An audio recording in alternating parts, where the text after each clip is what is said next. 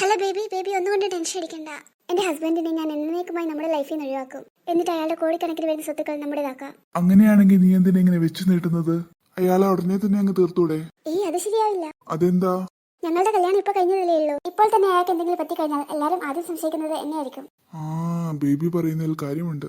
എന്നാ ബേബി വെച്ചോ, അയാൾ വരുന്നുണ്ടെന്ന് തോന്നുന്നു. Okay bye, love you. Priya, നീ ഇവിടെ ഉണ്ടായിരുന്നോ? ആശിഷ്, ഞാൻ വെറുതെ പുറത്തെ സീനറി ഒക്കെ നോക്കി ഇരിക്കായിരുന്നു. പുറത്തെ സീനറി എല്ലാം ഇഷ്ടമായോ? ആശിഷ്, എല്ലാം ഗംഭീരായിട്ടുണ്ട്. പിന്നെ ആശിഷ്, എനിക്കൊരു കാര്യം ചോദിക്കാനുണ്ട്. എന്താ റിയ, ചോദിച്ചോളൂ. ഞാൻ നമ്മുടെ കല്യാണത്തിന്റെ ദിവസം തൊട്ട് നോട്ട് ചെയ്തതാ. അതേതാ എല്ലാ ദിവസവും രാത്രിയാകുമ്പോൾ ഈ വീട്ടിൽ വരുന്ന ആ വെള്ളസാരി എടുത്ത സ്ത്രീ? ഓ അതോ, അത് മോഹിനി ചേച്ചിയാ. അല്ല, ആരായി മോഹിനി ചേച്ചി? എല്ലാ ദിവസവും ഒരേ സാരിയാണല്ലോ എടുത്തു വരുന്നത്. ആ മോഹിനി ചേച്ചി കാരണമാ ഈ കുടുംബം ഇന്നത്തെ നിലയിലെത്തിയത്. അതിന് നിങ്ങളുടെ കുടുംബം നിങ്ങളുടെ മുതുമുത്തച്ഛന്റെ കാലം തൊട്ടേ ഭൂമി കച്ചവടവും മറ്റുമായി നല്ല രീതിയിലാണല്ലോ പോകുന്നത്. ഈ റിയൽ എസ്റ്റേറ്റ് ബിസിനസ്സും ഹോസ്പിറ്റലും ഒക്കെ ഞങ്ങൾ ഇത്രയും വളർന്നു നിൽക്കാൻ കാരണം അവരാ. ആശിഷ് ഉദ്ദേശിച്ചത് അവരുടെ ഫാമിലി കാരണമാണ് നിങ്ങൾ ഇത്രയും വളർന്നതെന്നാണോ? അല്ല, മോഹിനി ചേച്ചി ഒരാൾ കാരണമാണ് ഞങ്ങൾ ഈ നിലയിലെത്തിയത്. അല്ല, അതെങ്ങനെ സാധിക്കും? അതിന് നിങ്ങളുടെ മുതുമുത്തച്ഛന്റെ കാലത്തൊന്നും മോഹിനി ചേച്ചി ജനിക്കാൻ പോലും ചാൻസ് ഇല്ലല്ലോ. അത് റിയ, നീ എന്തായാലും ഈ കുടുംബത്തിന്റെ ഒരു ഭാഗമായല്ലോ. എന്തായാലും ഒരു ദിവസം നീ സത്യമെല്ലാം അറിയണം. അതുകൊണ്ട് ഞാനത് ഇന്ന് തന്നെ നിന്നോട് പറയാം. എന്ത് സത്യം?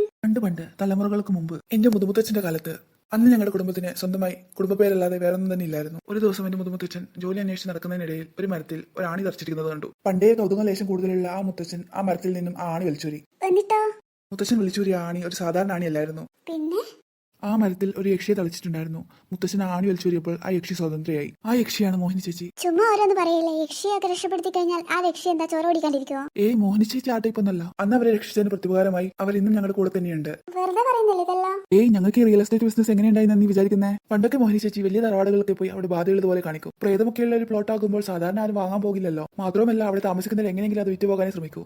ആ സമയത്ത് എന്റെ കുടുംബക്കാർ ചെറിയ വിലയ്ക്ക് ആ സ്ഥലം വാങ്ങും. ഞങ്ങളുടെ കുടുംബക്കാർ സ്ഥലം വാങ്ങിക്കഴിഞ്ഞാൽ പിന്നെ അവിടെ ബാധയുമില്ല, ഒന്നും ഉണ്ടാവില്ല. എന്നിട്ട് കുറച്ചുനാൾ കഴിയുമ്പോൾ അത് വലിയ പൈസക്ക് മറിച്ചു വെക്കും. അങ്ങനെയാണ് ഈ റിയൽ എസ്റ്റേറ്റ് ബിസിനസ്സും ഹോസ്പിറ്റലും ഒക്കെ ഉണ്ടായത്. അയ്യോ, അപ്പൊ ഒരു ശരിക്കും യക്ഷിയാ? ആടോ, ഈ മോഹിനി ചേച്ചിക്ക് വേണ്ടിയിട്ട് ഞങ്ങൾ ഹോസ്പിറ്റൽ തുടങ്ങി തന്നെ.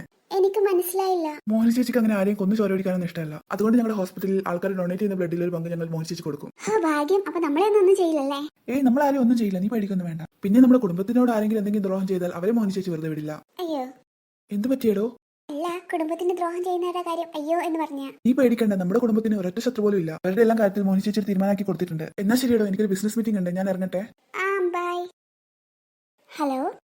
ഹലോ ബേബി, പറയൂ. നിനക്ക് നാണുണ്ടോടാ കല്യാണം കഴിഞ്ഞതിന്റെ പുറകെ? എനിക്ക് എന്റെ ഹസ്ബൻഡാണ് വലുത്. ഇനി മേലാൽ എന്നെ വിളിച്ചു പോകരുത്. ബേബി, കുറച്ചു മുമ്പേ നീ ഇങ്ങനെയൊന്നുമല്ലല്ലോ പറഞ്ഞത്. ആരാടാ നിന്റെ ബേബി? വെച്ചിട്ട് പോടാ. എനിക്കെന്റെ ജീവനാ വലുത്.